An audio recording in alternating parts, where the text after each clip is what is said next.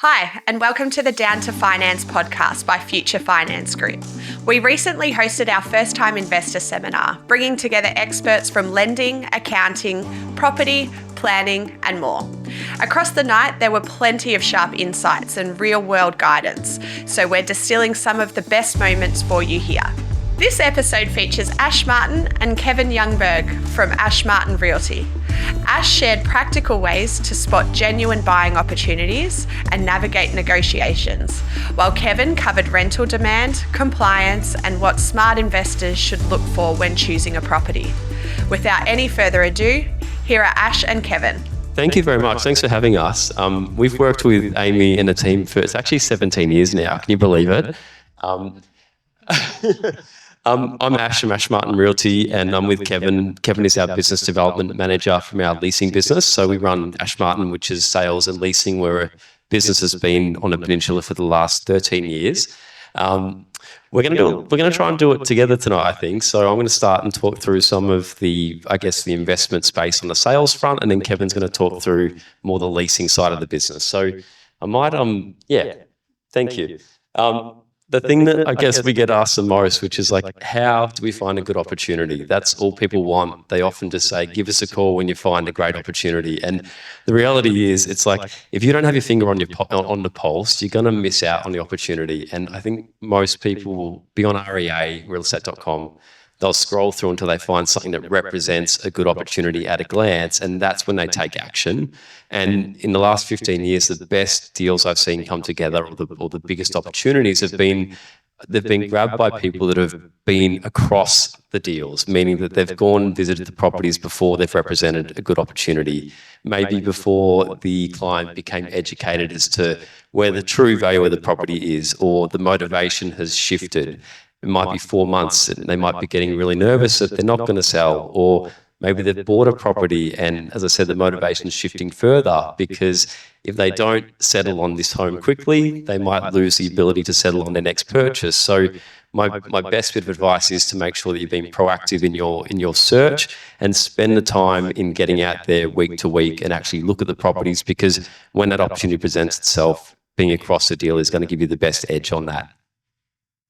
A simple one, go back one, realestate.com, just really, really simple. It's currently filtered by default to be newest to oldest. And if you just go the other way and set the settings to oldest to newest, you're going to come across listings that might have been on the market and maybe fallen over. They're not new anymore.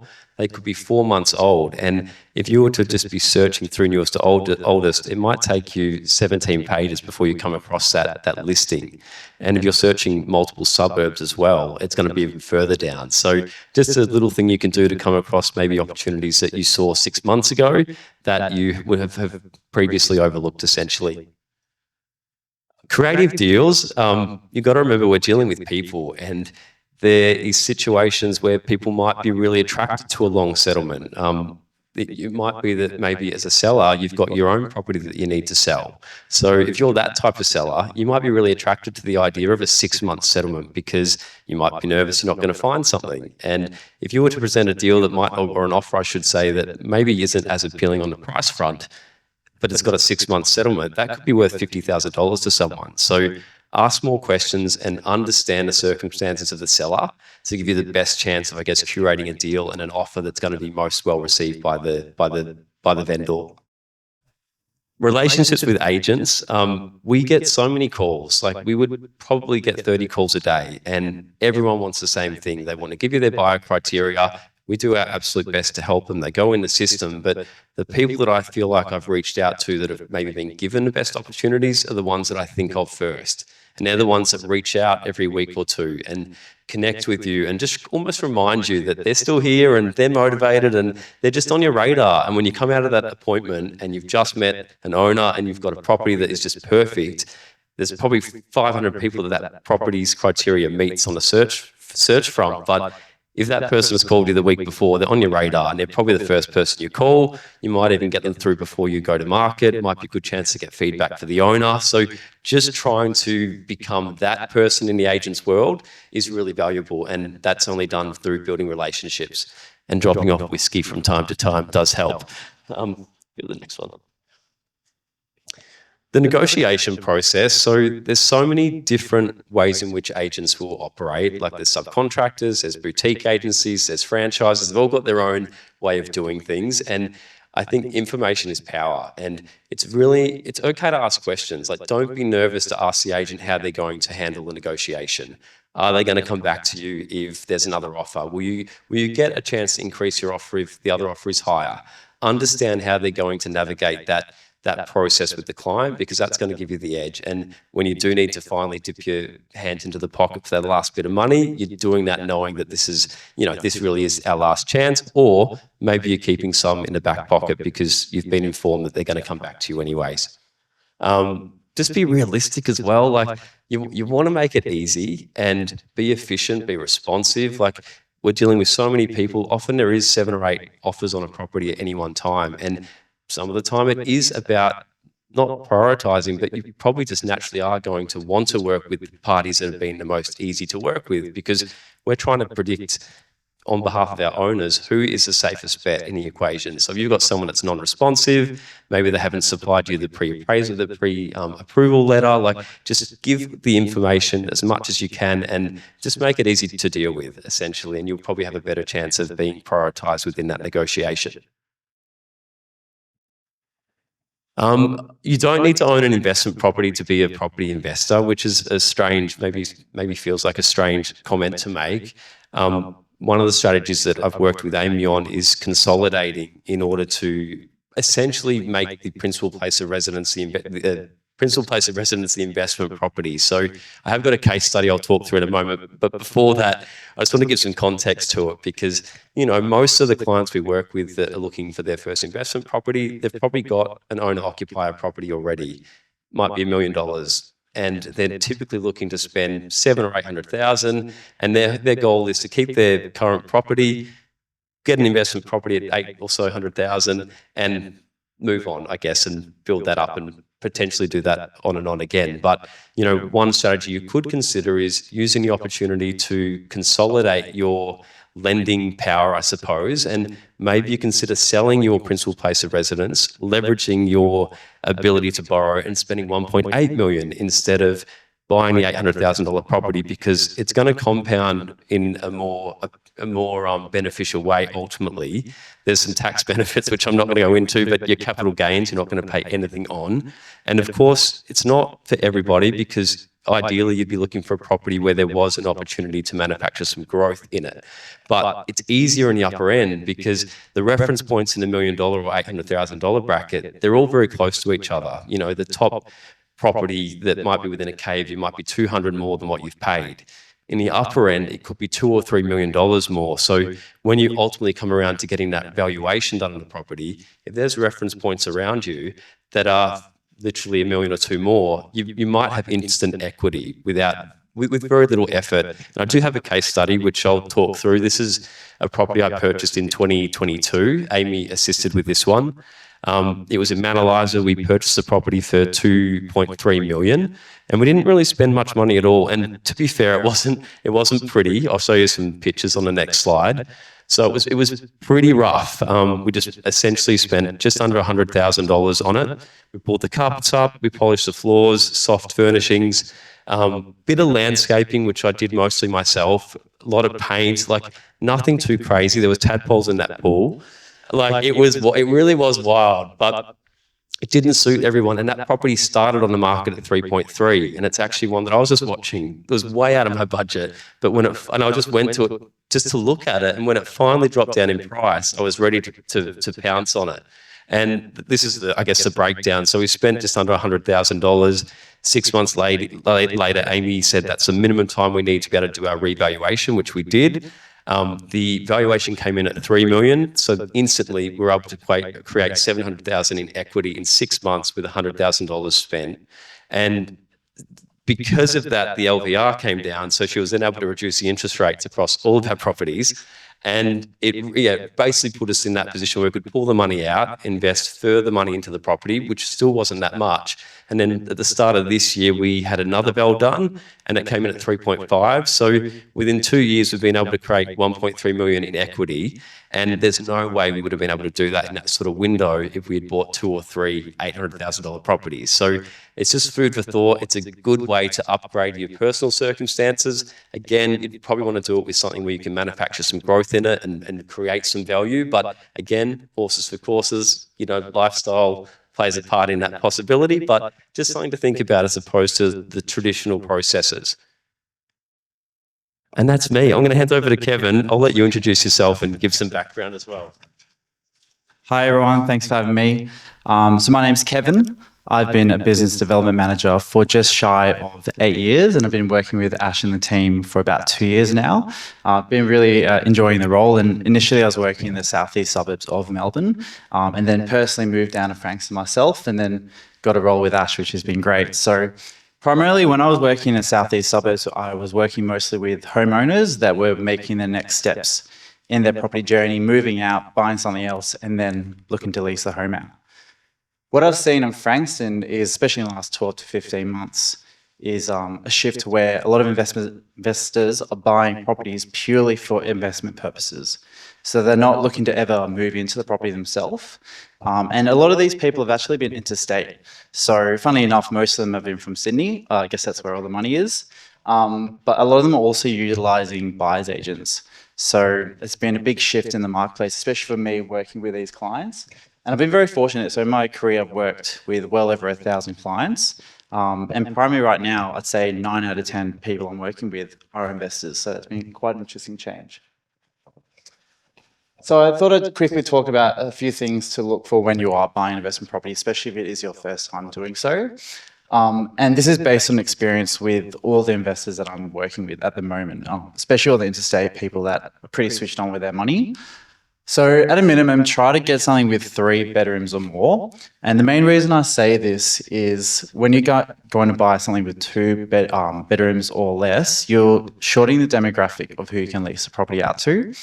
So for example, with 3 bedrooms or more, you're not only looking at couples, we're also looking at family demographics. So the more space that you have, the more you open up when you do go to market to find more people that find the viability in that property suitable for them. Another thing to consider, and I know a lot of homes around Frankston are 3 bed, 1 bath, but try to find something with 2 baths or at a minimum 2 toilets. It just really helps open up to that family demographic as well and more people potentially living into the property. I feel like with 1 bathroom properties, you do have a bit of a price ceiling. For example, in Frankston, 3 bed, 1 bath, they sort of cap out at $600 per week. But once you got a second bathroom, you can really elevate and get some extra growth there as well. Few property features that renters really look for. For example, if you buy a property without a dishwasher, straight away, try to get a dishwasher in there. For whatever reason, if you've got a family, you don't want to be doing dishes every night. I know it sounds very romantic, but get a dishwasher. Now, there's a lot of changes happening with legislation at the moment. So heating is obviously a requirement in all living areas, but we're also getting some changes coming through that cooling will be a requirement as well. So if you've got an old school heater that's gas, might be a smart idea to change that to a split system and potentially eliminate the gas altogether, because I'll speak about it in a second. There's a lot of legislation and compliance checks that you need to do at the moment. It is costly. Other things to look at: secure backyard, good parking options, and good storage, like everything that a family sort of wants as well. So yeah, good things to think about when you are buying, trying to see where you're putting your money to get the most out of your investment property.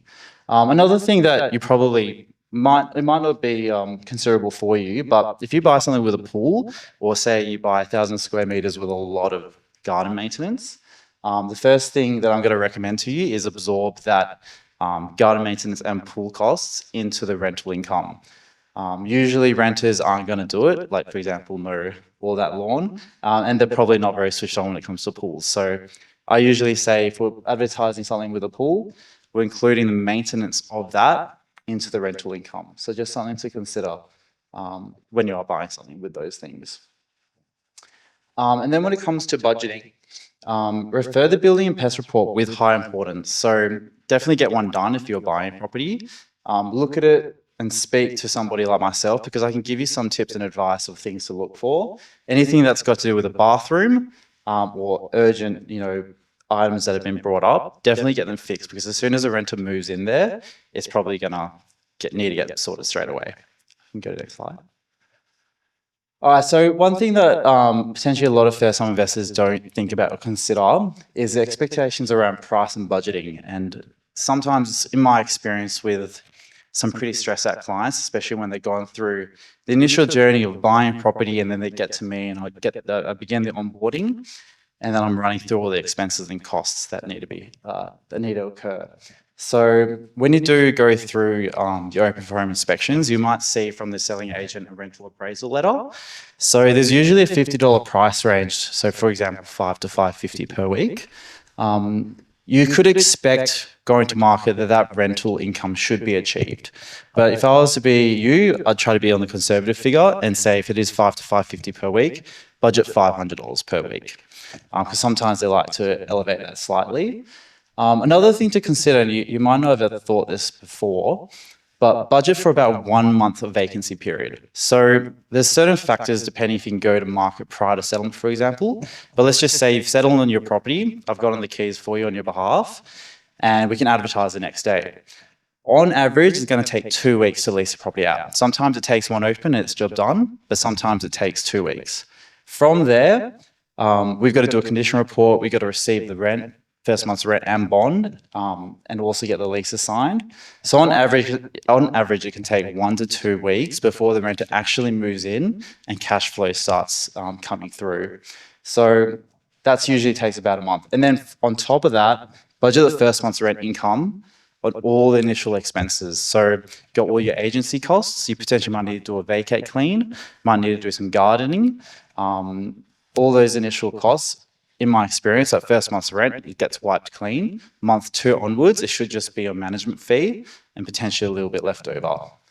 Another thing to consider is possible minor maintenance during the first 1 to 3 months of a new tenancy. This is especially true if you don't know what the previous history has been before you've purchased the property. So if it's owner occupied, more likely than not, you're going to be sweet because everything's getting used, oven's getting used, dishwasher's getting used. But if it's vacant and might have been vacant for some time, think for the first 1 to 3 months, a few teething issues might pop up when the renter moves in. For example, sliding doors or the dishwasher might not work correctly. So your property manager might be contacting you saying, a few things are not working correctly. We just had a property that had $60,000 worth of work done and we're like, sweet, the property's good to go. And then the renter moved in and 36 downlights just stopped working straight away. And they'd done all the compliance checks and everything like that, but for whatever reason, something went wrong. And that was $2,500. So it does happen. Next slide, please. All right, compliance checks and legislation. So much has changed since 2021. And I started in 2018. And then, obviously with COVID in 2021, well over 150 new laws passed, and it was quite a big change for myself being a business development manager and just the way I have to educate, new clients coming on board, which is half the role. And we've even had new changes come through this month, and a lot of them probably won't impact you being new time investors, but one that I did think is quite interesting, and very keen to hear your thoughts on this later, but there's no longer rental bidding allowed or accepting higher offers. So for example, if you went on the market at $650 per week and it was a pretty well-priced property and you had 15 groups come through, you created a bit of social competition. Say someone really loves it and they've seen 15 other groups and like, great, I'm going to put in $700 per week to make my application look really good and stand out from the crowd. Last month, we could accept $700 per week, but basically from next week, we're no longer able to accept it. So it has to be $650 per week. They can offer less, of course, if they want to, and you're able to accept it. But one thing we can still negotiate, 99.9% sure, is things like commencement date. So if someone applies at $650 per week and that's the asking rent, and they're like, I've just given my notice to vacate, I'm going to move in 1 month's time. To me, I feel like I can negotiate a better term on that, and that's something I have a variable on. So I'll say, great, you can be accepted, but I want you to move in next week. And that's a pretty good goal that we can control because we can get rental income started sooner for you rather than just waiting an extra 3 weeks, and it's going to be a big benefit for you. So those sort of things we can still do, and it's a good point of difference that a good property manager or a BDM will be able to do for you. Just the general, so Smoke alarms, they're now due every 12 months, and they usually always have been. But the new one that's come through in 2021 is gas and electricity. Compliance is due every 2 years, 24 months. And if you keep the property with yourself every 2 years, you don't need to get that done. So usually your agency or property management team can get that done on your behalf. And another thing I like to do is with all new clients, especially a property that we've never managed before, get what's called a minimum standards check. It basically just runs through the home, make sure your home is fully legal to be leased out in Victoria. Why I do this with every single client I list, it's only about $250, but it ties in really nicely with your landlord insurance. So 6 months down the track, 12 months down the track, something goes wrong, maybe the home gets broken into or there's a fire in the kitchen, you can just say to your landlord insurance, hey, I've got the minimum standard checks done, got the compliance checks done, my home's fully legal, and then there should be no issues with your claim. So that's something super important. I tell all of our clients to get that done as a non-negotiable. All right, when you're going through your open homes, like scour around, do your building and pests, take a look at the switchboard. I've done so many on behalf of like buyers agents, and I'm the guy walking through with the video, looking through. The last thing I do is go to the switchboard around the corner because everyone forgets to do it. Open it up, and if it looks like it's got 2 switches on it, it's definitely outdated. So if it looks modern, you're good to go. So definitely look at that, because the reason I say this is about $3,000 to get done, and it can add up. So in general, minus big renovations and works that need to be done, try to have about $10,000 spare for anything that might pop up in the first 1 to 3 months. And these are just costs like getting vacate clean done, getting guarding done. Maybe the gutters need to be done. That's $350. And then minor things that might pop up in that first 1 to 3 months. $10,000 should cover it. So just keep that in mind. Thanks for joining us on the Down to Finance podcast. If you enjoyed this episode, follow along on socials and hit subscribe so you're always up to date. Just remember, nothing you hear here is personal advice. Everyone's circumstances are different, so have a chat with your broker or financial advisor before making any moves. And if you're unsure where to start, Future Finance Group is here to help you map out the right path. Catch you on the next episode. Thanks so much for listening.